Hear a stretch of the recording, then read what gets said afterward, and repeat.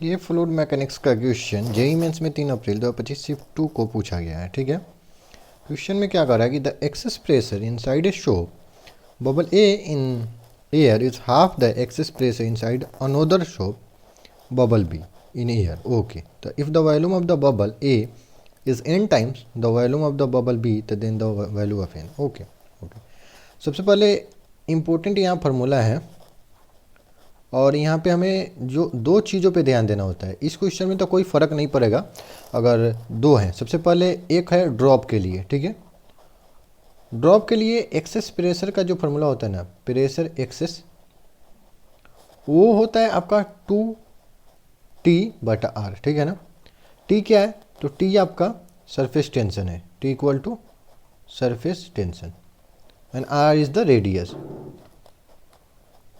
ठीक, और दूसरा जो होता है वो होता है बबल के लिए। ठीक है, तो यहाँ बात बबल का किया गया है।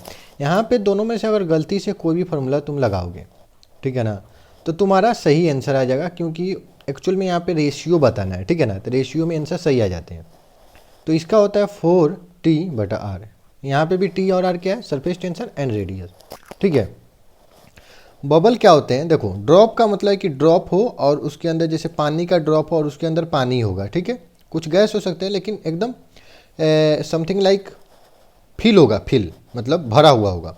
और बबल का मतलब है कि ये हो सकता है कि एकदम खाली या चाहे 2 लेयर पतला लेयर का बना, इसे बबल बोलते हैं। ठीक, ये ड्रॉप हो गया, ये बबल हो गया। ठीक है ना, तो कभी कभी बोल देता है ड्रॉप या बबल देके सरफेस टेंशन, मतलब एक्चुअल में एक्सेस प्रेशर ही निकलवा देता है डायरेक्ट फार्मूला में। मतलब डायरेक्ट फार्मूला लगा के डायरेक्ट पूछता है कि what is the excess pressure of the bubble and given is the surface tension radius.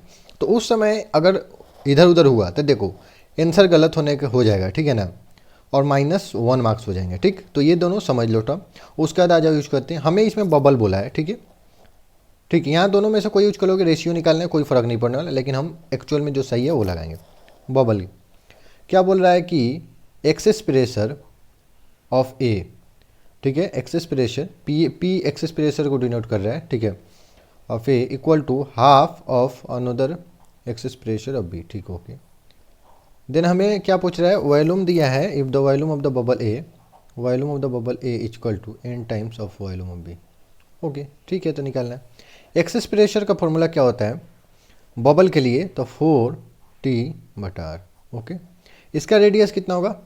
ए का R1 ले लेते हैं, 1/2, इसका फॉर्मूला लगा 4T/B का जो होगा उसका रेडियस R2 ले लेते हैं। ठीक, देखो 4T से तो कट गया और क्रॉस मल्टीप्लिकेशन करोगे तो R1 इक्वल टू 2R2 आ गया कि नहीं आ गया? आ जाओ यहाँ यूज करते हैं। कॉलम क्यों नहीं चल रहा भाई? वॉल्यूम का फॉर्मूला क्या होता है?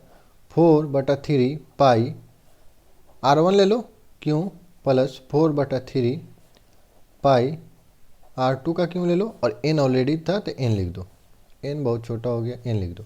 तो 4/3 पाई ये तो भच हो गए।